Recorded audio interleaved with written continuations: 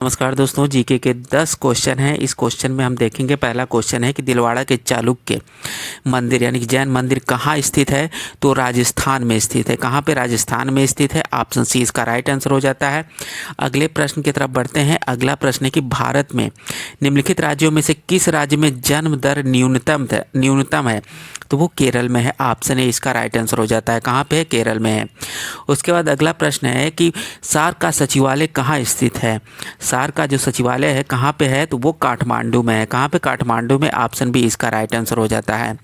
उसके बाद अगला प्रश्न है कि हिमालय की सबसे बाहरी पर्वत श्रेणी कौन सी है? तो शिवालिक है। कौन सी है? शिवालिक है। ऑप्शन बी इसका राइट आंसर हो जाता है।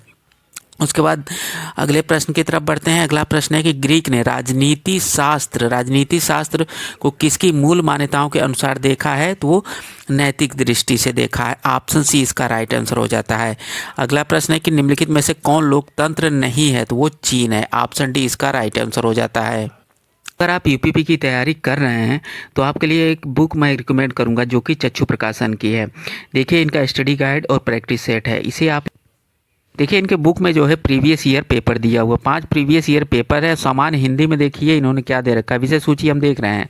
तो देखिए, सामान्य हिंदी में सिलेबस के अनुसार जो भी आएगा यूपीपी में वो सब कुछ दिया हुआ है। देखिए, रस, छंद, विलोम शब्द, पर्यायवाची शब्द, तत्सम एवं तद्भव शब्द इसमें दिया हुआ है। यानी कि जो भी आपका सिलेबस के अनुसार है वो हिंदी में दिया हुआ है। अगर सामान्य ज्ञान में देखें तो सामान्य विज्ञान है, भारत का इतिहास है, भारत का स्वतंत्रता संग्राम है, भारतीय संविधान है, भारतीय अर्थव्यवस्था संस्कृति है, भारतीय कृषि है, वाणिज्य व्यापार है, जनसंख्या है, पर्यावरण, नागरिक है। यानी कि सिलेबस के अनुसार इसमें सब कुछ दिया हुआ है।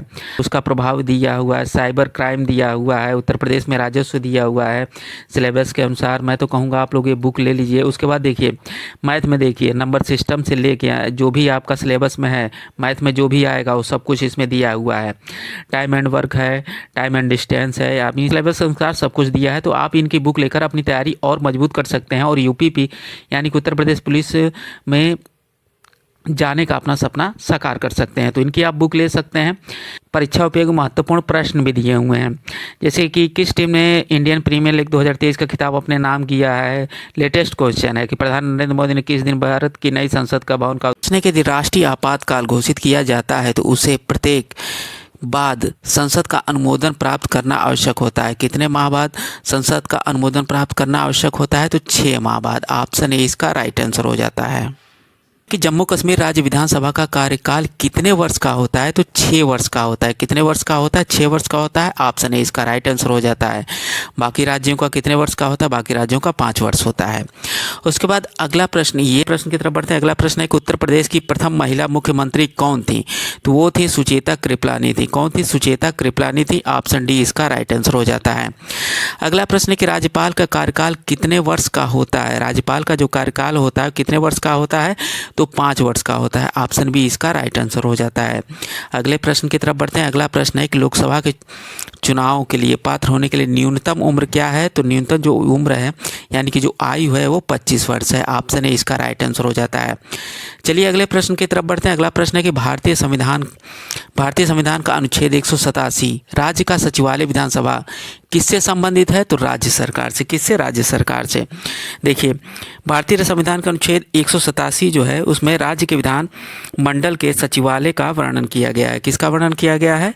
राज्य के विधानमंडल के सचिवालय का वर्णन हुआ है। चलिए अगला प्रश्न है कि कुतुब मीनार स्थित यानी कुतुब मीनार कहाँ पे स्थित है? आपको कमेंट बॉक्स में कमेंट करके बताना है कि कुतुब मीनार कहाँ पे स्थित है। चलिए अगले प्रश्न की तरफ बढ़ते हैं। अगला प्रश्न है और लास्ट प्रश्न है कि निम्नलिखित में से किससे स्टेनलेस स्टील कठोरता आती है? तो कार्बन से। ऑप्शन सी इसका राइट आंसर हो जाता है।